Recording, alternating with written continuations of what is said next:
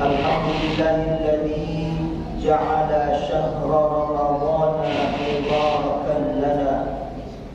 Wassalatu wassalamu ala asyrafil anbiya sayyidina wa nabiyyina Muhammadin al-Mustafa sallallahu alaihi wa ala alihi ahli sidqi wal wafa amma ba'du. Al-Mukarramun, segenap para orang tua sekalian, para hujjaj, para guru, para tokoh masyarakat, terlebih khusus yang sama-sama kami hormati segenap pengurusan DKM Masjid At-Tarbiyah, Ketua DKM Ustaz Anwar, Ustaz Hasbullah, dan segenap para ustaz yang lainnya yang mohon maaf tidak bisa tersapa satu persatu namanya. Namun demikian mudah-mudahan kita semuanya tetap mulia di hadapan Allah Subhanahu wa taala. Alhamdulillah, bersyukur kita kepada Allah dengan bersyukur sesungguh-sungguhnya karena nikmat yang Allah berikan kepada kita tidak terhitung jumlahnya. Mudah-mudahan kenikmatan ini senantiasa selalu kita bisa mensyukuri. Amin ya Allah ya Rabbal Alamin. Bapak Ibu jamaah yang dimuliakan oleh Allah Subhanahu wa taala, sedikit saja yang akan saya sampaikan sebagai motivasi untuk kita beribadah kepada Allah Subhanahu wa taala dan senantiasa kita selalu berdoa mudah-mudahan ibadah kita, puasa kita, sholat kita, dan ibadah yang lainnya kiranya diterima oleh Allah Subhanahu wa taala. Ada di dalam kitab Bukhari Muslim dari Abi Hurairah radhiyallahu anhu, beliau berkata, Rasulullah sallallahu alaihi wasallam bersabda, "Innallaha yarda lakum thalathan wa yakrahu lakum thalathan." Sesungguhnya Allah itu menyukai yang tiga dan membenci yang tiga. Sekali lagi, Allah Subhanahu wa taala menyukai yang tiga dan membenci yang tiga. Maksudnya apa? Kata-kata di sini innallaha yarda, artinya Allah ridho, Allah suka, Allah senang kalau ada hambanya melakukan yang tiga. Tetapi juga Allah membenci orang melakukan tiga ini. Apa itu yang pertama hadirin? An-ta'buduhu wa la tusyriku bihi syai'an. Allah senang hambanya selalu beribadah hanya kepadanya dan tidak menyekutukan Allah Subhanahu wa taala. Bahasanya, kalau kita menyembah kepada Allah, apapun urusan kita serahkan hanya kepada Allah Subhanahu wa taala. Itu Allah senang. Allah ridho ketika kita hanya menyembah kepadanya dan tidak menyekutukan selain Allah Subhanahu wa taala. Ada zaman sekarang Bapak Ibu yang tidak percaya kepada Tuhan, bahkan menduakan Tuhan, seakan-akan yang membuat diri dia itu sukses, sehat, panjang umur. Kadang-kadang Tuhannya dikesampingkan karena ada hal-hal yang lain. Punya batu cincin, ini kalau pakai batu cincin ini pokoknya usaha bol. Ada yang begitu. Ini ada jimat. Ketika kita menyimpan sesuatu yang mungkin kalau kata kita mengandung keberkahan, kita menganggap keberkahan itu hanya dari Allah Subhanahu wa taala. Itu yang benar. Jangan sampai kita menuhankan. Apalagi zaman sekarang, mohon maaf Bapak Ibu, sekarang orang lebih memilih harta, uang ketimbang pahala. Kalau misalkan ada jamaah, Bapak Ibu siapa yang menyumbang sekian-sekian, siapa yang bersedekah sekian-sekian di bulan Ramadan, pahalanya dilipat gandakan oleh Allah Subhanahu wa taala. Ayo bareng-bareng sholat tarawih di Masjid At-Tarbiyah, sholat subuh di At-Tarbiyah, nanti dapat pahala. Kira-kira banyak yang datang apa enggak? Belum tentu. Coba misalkan sesekali Ustaz Hasbullah nih umumin, Bapak Ibu jamaah besok yang sholat tarawih dapat sembako satu orang satu. Kira-kira pada datang apa enggak? Datang. Ketimbang pahala nggak pada datang. Itu kita sampai-sampai menuhankan harta, bahkan duit, uang, dan lain sebagainya. Itu yang mesti kita kesampingkan.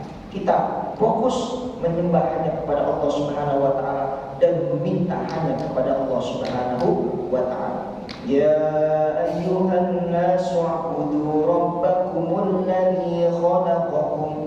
Wahai manusia, sembahlah Allah yang telah menciptakan kita, yang telah menciptakan manusia, Allah Subhanahu wa ta'ala. Tidak ada daya dan upaya kecuali karena Allah Subhanahu wa ta'ala. Itu yang paling penting. Tauhid keimanan kita kepada Allah Subhanahu wa ta'ala mesti kita tingkatkan, terlebih di bulan puasa ini. Hanya kepada Allah kita meminta, hanya kepada Allah kita menyembah, hanya kepada Allah kita pasrahkan urusan kita kepada Allah Subhanahu wa ta'ala. Jangan sampai kita menduakannya. Bapak Ibu jamaah yang dirahmati Allah Subhanahu wa ta'ala. Yang kedua, wa anta tasimu bihablillah jami'an wa la tafarraqu. Kita teguh, berpegang teguh dengan tali agama Allah Subhanahu wa ta'ala. Wa la tafarraqu, jangan kita bercerai-berai. Umat Islam harus bersatu. Umat Islam harus senantiasa menjalin ukhuwah Islamiyah, satu sama yang lainnya, saling mencintai karena Allah. Ada yang kesusahan dibantu satu sama lain. Itu Allah senang. Apalagi ketika ada suasana yang di bulan suci Ramadan ini, kita saling berbagi, itu yang aman. Allah Subhanahu wa ta'ala sukai untuk kita lakukan.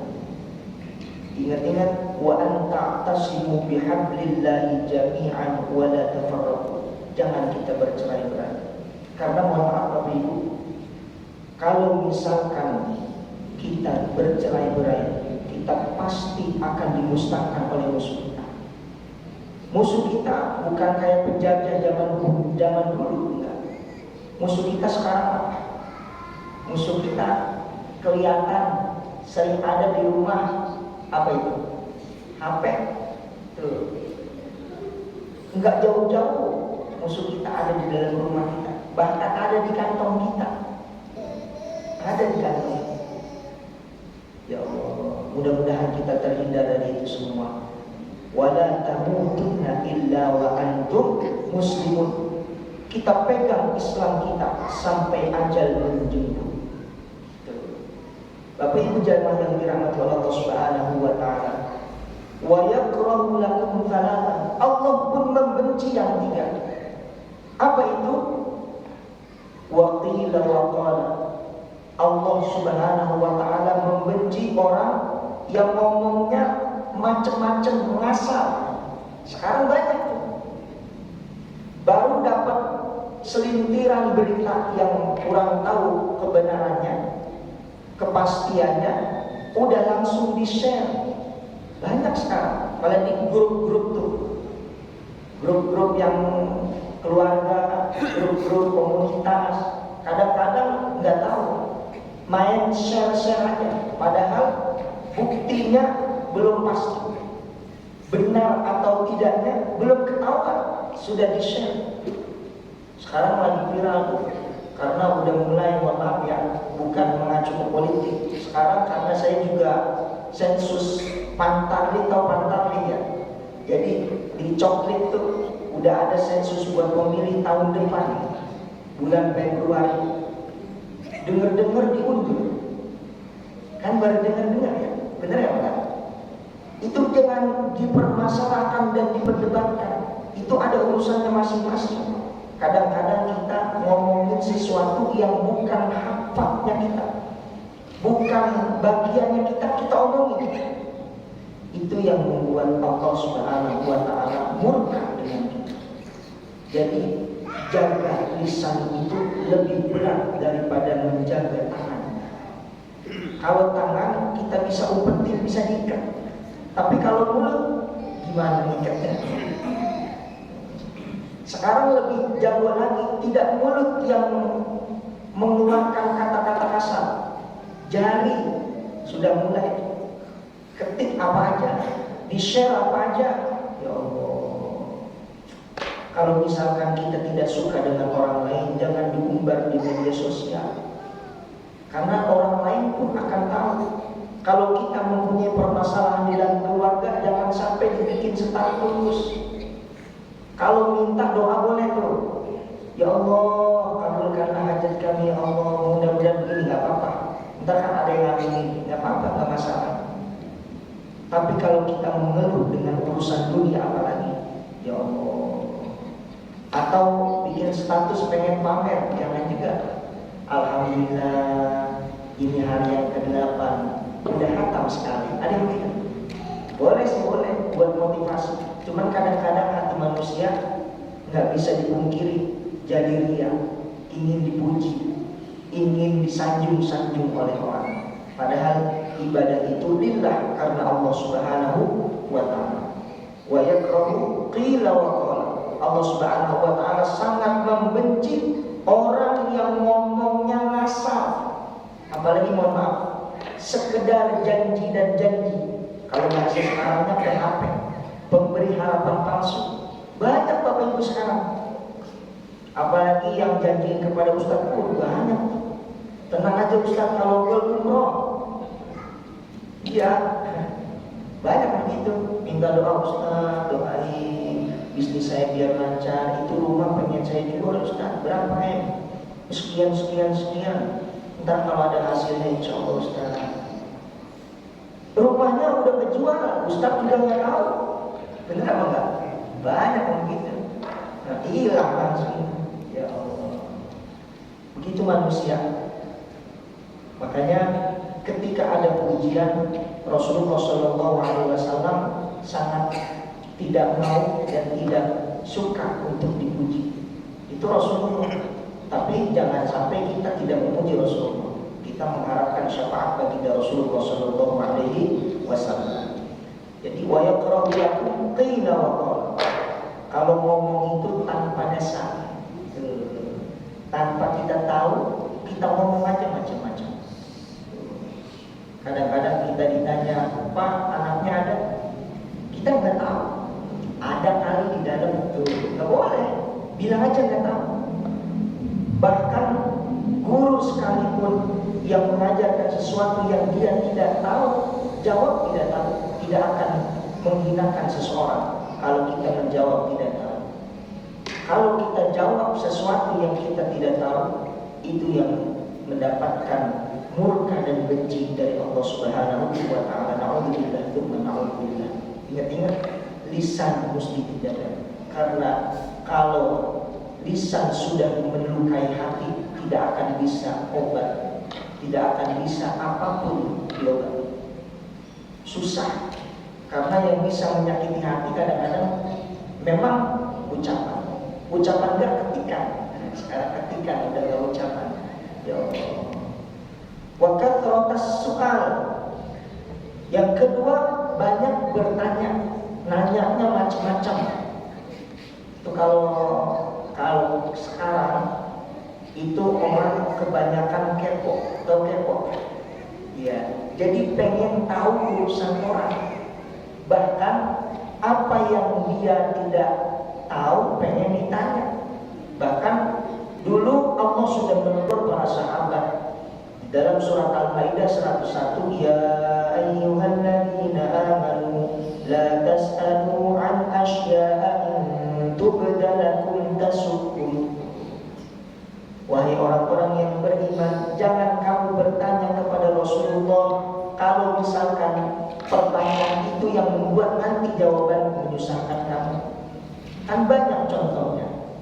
Umat Nabi Musa alaihissalam ketika disuruh menyembelih sapi, kan nanya lagi, sapinya kayak gimana, bentuknya gimana, warnanya gimana, benar apa enggak? Ada di dalam surat Al-Baqarah. Jangan seperti kita Bani Israil. Ketika sekarang udah macam-macam anak-anak kita, pikirannya udah jauh melampaui kita. Kadang-kadang tidak mustahil untuk kita jawab, karena memang pengetahuan mengalir begitu cepat. Kadang-kadang dia nanya, Pak, kenapa kita sholat? Mesti jawab. Kalau misalkan kita jawabnya ngasal, nggak boleh. Nah, Bapak nggak tahu, ntar kita tanya Ustaz, tuh bagus, jangan ngasal. Karena ilmu itu harus berdasar. Ketika seseorang bertanya sesuatu, jangan menjatuhkan atau jangan kita maunya cuma ngetes, itu nggak boleh. Kalau bertanya tentang ilmu pengetahuan yang membuat kita itu lebih paham dengan agama atau yang lainnya boleh, tapi jangan pertanyaan yang kadang-kadang menjebak. Ada Bapak Ibu jawaban yang menjebak. Coba begini, dulu taraweh di zaman Rasulullah, dalam hadis Siti Aisyah, kan Siti Aisyah ngomong Rasulullah itu qiyamul lailnya tidak lebih dari 11 rakaat. Benar apa enggak? Ada hadis itu. Kemudian di zaman sahabat Umar bin Khattab terjadilah 23 rakaat. Benar? Benar. Kemudian ada orang yang mempunyai statement begini, kira-kira mau ikut Rasulullah apa mau ikut sahabat? Ayo, ini pertanyaan yang sangat menjebak, yang kalau misalkan kita tidak hati-hati bisa salah. Enggak boleh. Jangan membedakan Rasulullah dengan para sahabat, karena Rasulullah sendiri sudah bersabda, pegang teguhlah apa yang aku ajarkan dan pegang teguhlah kepada sahabat-sahabat yang disebut khulafaur rasyidin. Jangan, ada macam-macam sekarang pertanyaan yang membuat otak kita itu makin kacau. Walhasil mau 11 boleh, mau 23 boleh, yang nggak boleh apa? Yang nggak sholat. Jadi pemikiran kita jangan dikacaukan. Perbedaan dalam agama itu memang rahmat dari Allah Subhanahu wa Ta'ala. Mungkin kalau lempeng semua, satu ajaran semua, kita nggak bakalan bisa ibadah kepada Allah Subhanahu wa Ta'ala. Kita ngikutin ibadahnya Rasulullah nggak bakalan sanggup. Jangan Rasulullah, sahabat, jangan sahabat tabi'in, jangan tabi'in, salafus saleh, kita nggak bakalan sanggup. Makanya la yukallifullahu nafsan illa wus'aha. Ada madhabnya, ada caranya tersendiri. Kalau kita ngikutin macam ajaran baginda Rasulullah SAW, nggak bakalan sanggup. Apalagi orang Indonesia yang pendek-pendek, yang susah-susah, ya Allah banyak. Makanya Allah sayang sama kita. Adanya perbedaan adalah rahmat buat kita semuanya. Kalau misalkan kita sudah tahu, perbedaan itu menyatukan kita semua, pasti. Karena tidak ada kesempurnaan di dalam hidup. Tidak ada kesempurnaan. Kesempurnaan hanyalah milik Allah Subhanahu wa Ta'ala. Yang terakhir, wa idha'atil mal, menyia-nyiakan harta. Allah tidak suka ketika Allah sudah memberikan kenikmatan berupa harta, kemudian tahta jabatan, maka itu disia-siakan. Yang menjabat sebagai ketua RT, ketua RW, yang menjabat sebagai ketua DKM juga, ini mohon maaf saya singgung sedikit, harus bertanggung jawab, tidak menyia-nyiakan kenikmatan yang Allah berikan kepada kita. Ya Allah, harta yang Allah berikan harusnya kita fokus untuk membela agama Allah Subhanahu wa Ta'ala. Perbanyak sedekah di bulan Ramadan. Mana qasad sedekah min mali, tidak akan berkurang harta kita karena sedekah, tidak akan berkurang, bal yazdad, akan tetapi terus bertambah dan bertambah. Orang yang sedekah berarti dia jujur kepada dirinya sendiri. Harta itu sepenuhnya bukan milik kita, akan tetapi hanya sekedar titipan dari Allah Subhanahu wa taala untuk kita salurkan kepada keluarga, kepada lingkungan kita, kepada anak-anak yatim. Semuanya itu hanya adalah titipan dari Allah Subhanahu wa taala. Wa idha'atil mal. Allah sangat membenci orang yang menyia-nyiakan harta. Ya Allah. Kebanyakan kan sekarang kita beli apa yang kita pengen. Tuh, hati-hati. Ini apalagi bulan Ramadan. Pikiran kita kadang-kadang dunia, terus dunia. Bapak Ibu Lebaran mau ngapain? Mau dapet apa? Puasa mau ngapain? Mau dapet apa? Kadang-kadang pikirannya baju baru, apalagi beli kue macam-macam. Boleh sih boleh, tapi jangan menghambur-hamburkan hanya sekedar kenikmatan sebentar. Coba-coba kita sisihkan. Jangan disisihkan sebenarnya. Di bagian sudah dimantapkan. Ini kita punya uang, kadang-kadang THR kan lumayan. Nah, ada zakat, kemudian sedekah kita. Kan sedekah artinya jujur, benar. Berarti kita benar, kita jujur dari hati kita bahwasannya harta ini hanya sekedar titipan dari Allah Subhanahu wa taala.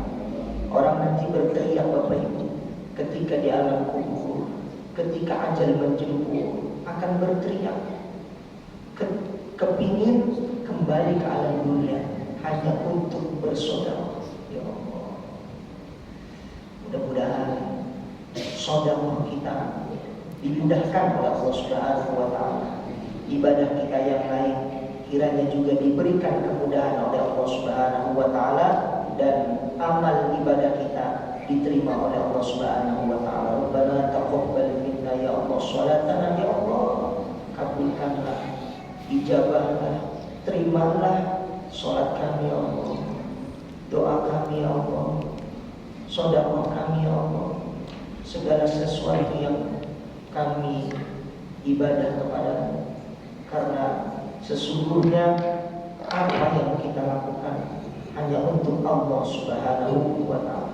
Kalau Allah sudah ingat sama kita, insya Allah keberkahan pasti akan mengalir kepada kita. Kebahagiaan, kesenangan pasti ada buat kita. Ketika kita ingat Allah, Allah akan ingat kepada kita. Ingat-ingat kata kuncinya, fadhkuruni adhkurkum washkuruni wa la takfurun. Ingat kepada Allah, Allah akan ingat kepada kita. Bersyukur kepada Allah, Allah akan tambah kenikmatan untuk kita semua.